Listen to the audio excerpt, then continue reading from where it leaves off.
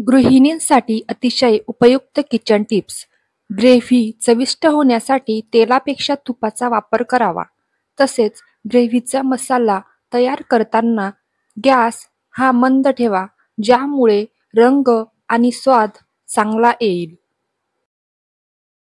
ग्रेव्हीमध्ये चिमूटभर साखर टाकल्यास ग्रेव्हीची चव वाढते. टोमॅटो संपले असतील तर ग्रेव्ही करताना तुम्ही टोमॅटो केचपचा वापर देखील करू शकता. ग्रेव्हीला चांगला लाल रंग येण्यासाठी पिकलेले टोमॅटोच वापरा, म्हणजे ग्रेव्हीला छान लाल रंग येईल.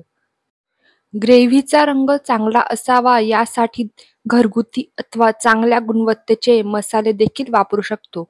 घरी मालवणी मसाला तयार करण्यासाठी ही माहिती नक्की वाचा. मालवणी मसाल्याची रेसिपीही पुढच्या व्हिडिओत शेअर करण्यात येईल. आल्या लसणाची पेस्ट तयार करताना नेहमी त्यात लसूण जास्त आणि आलं थोडंच वापरावं.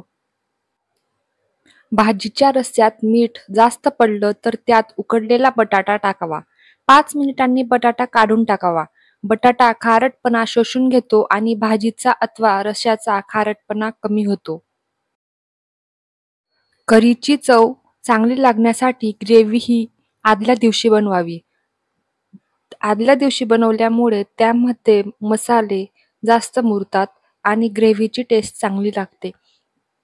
व्हिडिओ आवडला असेल तर चॅनलला नक्की सबस्क्राईब करा आणि व्हिडिओ शेअर करा. व्हिडिओ पाहिल्याबद्दल धन्यवाद.